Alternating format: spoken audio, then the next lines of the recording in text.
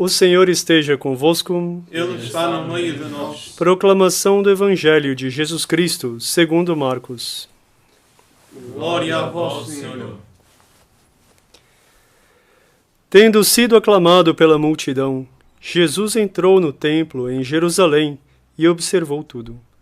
Mas, como já era tarde, saiu para Betânia com os 12. No dia seguinte, quando saíam de Betânia, Jesus teve fome. De longe ele viu uma figueira coberta de folhas e foi até lá para ver se encontrava algum fruto. Quando chegou perto, encontrou somente folhas, pois não era tempo de figos. Então Jesus disse à figueira: que ninguém mais coma de seus frutos. E os discípulos escutaram o que ele disse. Chegaram a Jerusalém. Jesus entrou no templo e começou a expulsar os que vendiam e os que compravam no templo. Derrubou as mesas dos cambistas e as cadeiras dos vendedores de pombas. Ele não deixava ninguém carregar nada através do templo e ensinava o povo dizendo: não está escrito: minha casa será chamada casa de oração para todos os povos? No entanto, vós fizestes dela uma toca de ladrões. Os sumos sacerdotes e os mestres da lei ouviram isso e começaram a procurar uma maneira de o matar. Mas tinham medo de Jesus, porque a multidão estava maravilhada com o ensinamento dele.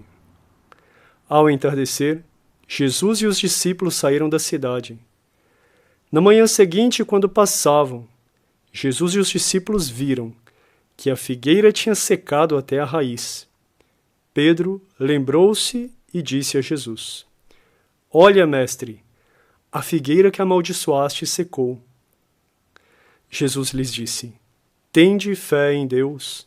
Em verdade vos digo, se alguém disser a esta montanha: levanta-te e atira-te ao mar, e não duvidar no seu coração, mas acreditar que isso vai acontecer, assim acontecerá.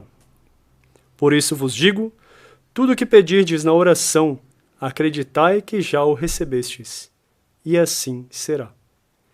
Quando estiverdes rezando, perdoai tudo o que tiverdes contra alguém, para que vosso Pai que está nos céus também perdoe os vossos pecados. Palavra da salvação. Glória a vós, Senhor.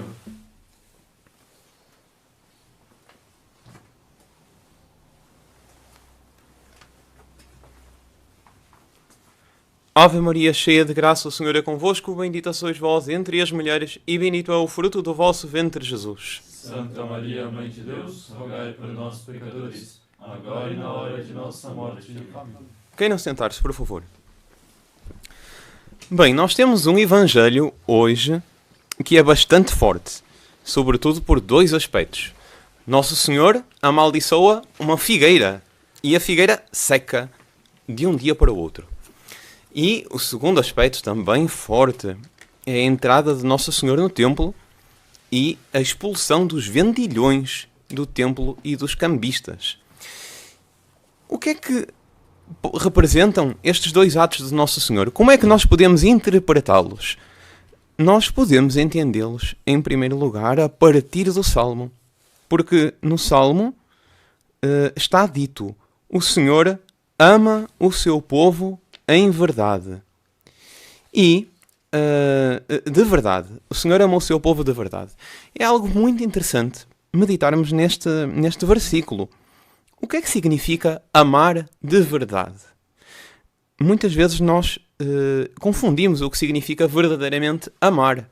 E por isso é que o Espírito Santo coloca ama de verdade, porque existem modos falsos de amar. Qual é o modo falso de amar? É o proporcionar a alguém um bem aparente, que na realidade é um mal. Qual é o modo verdadeiro de amar? É sempre ajudar alguém a obter o verdadeiro bem, ainda que, a nível imediato, constitua uma dor. Então, por exemplo, um médico. Ponhamos o caso de dois médicos. O primeiro que não existe, mas vamos colocá-lo como caso hipotético. alguém que tenha uma doença que é mortal, mas que tem cura. E o tratamento exige algum sofrimento.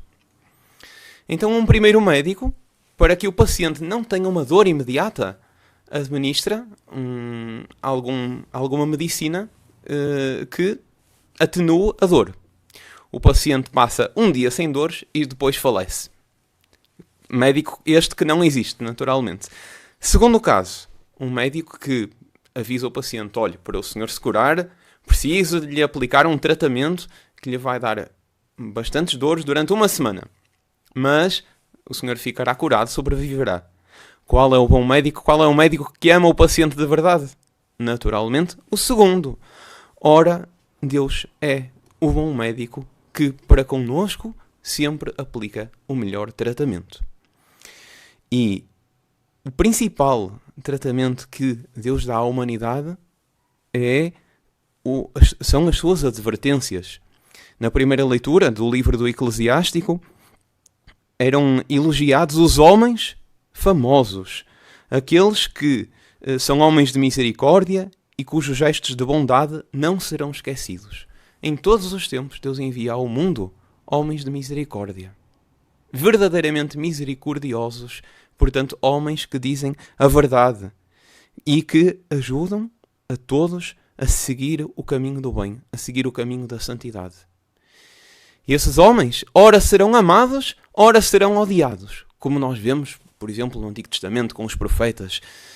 Mas a sua memória permanece para sempre, a sua descendência permanece para sempre e a sua glória jamais se apagará. E no Evangelho, Nosso Senhor será um desses. Será o homem por excelência, o varão providencial por excelência, que vai advertir de uma maneira forte. Alguns dizem que Nosso Senhor se precipitou quando fez um chicote e derrubou as mesas dos cambistas e dos vendedores de pombas. Mas nós sabemos que não. Se prestarmos atenção no início do Evangelho, está dito: Jesus entrou no templo e observou tudo, mas como já era tarde, saiu para Betânia. E no dia seguinte ele volta ao templo. Ou seja, esta atitude de Nosso Senhor foi prudente, foi premeditada, foi um gesto de amor de verdade. E Nosso Senhor então tem esta atitude que causa um impacto. Porquê? Como é que nós coadunamos esta atitude com, por exemplo, o perdão que ele dá à mulher pecadora, com a bondade como ele trata a samaritana? De forma muito simples. Aqueles pecadores que se encontram arrependidos a seus pés, ele usa de misericórdia. Essa misericórdia consiste no perdão. Mas aqueles cujo erro se encontra ainda na sua consciência, a verdadeira misericórdia é alertar para que retomem o caminho da verdade e alertar com a força que seja necessária. E é o que acontece neste momento. E é o que nós vemos ao longo da história. Por exemplo, este mês recordamos muito as aparições de Nossa Senhora de Fátima. Nossa Senhora, que como verdadeira mãe, ama de verdade e que vai alertar para castigos. Vai fazer grandes promessas, mas ao mesmo tempo advertir a humanidade para uma mudança, para retomar o verdadeiro rumo da virtude, da santidade, porque ama de verdade. Então, vamos pedir a Nossa Senhora, na Santa Missa de hoje, a Nossa Senhora, por intermédio de Nossa Senhora, sempre seguirmos o rumo da verdade, sempre amarmos aqueles que nos indicam o rumo da verdade, ainda que seja por meio da repreensão. Temos na Santa Missa de hoje 3 exemplos. O bom, que será o da primeira leitura, daqueles homens que são misericordiosos. O mau, daqueles que se deixaram corromper por maus critérios, aparentemente até institucionalizados, porque eram realizados no templo, sob a permissão dos doutores, dos mestres da lei, dos sacerdotes daquela época, mas enfim, ainda assim eram maus e eram reconhecidos como tal pelo povo, e portanto era necessário quebrar esses maus critérios. E o aparentemente neutro. Qual é a figura neutra neste Evangelho, na liturgia de hoje? É a da figueira. Aparentemente, ela não era nem boa, nem má. Simplesmente não produzia frutos. Também essa é uma advertência que nos dá Nosso Senhor. Pois amaldiçoou a figueira, porque está dito na aclamação ao Evangelho: eu vos escolhi, a fim de que deis fruto no meio do mundo, um fruto que dure. Peçamos a Nosso Senhor termos esta consciência clara e seguirmos sempre a voz dos santos, a voz dos profetas, a voz do Nosso Senhor. Louvado seja Nosso Senhor Jesus Cristo. Para sempre seja louvado.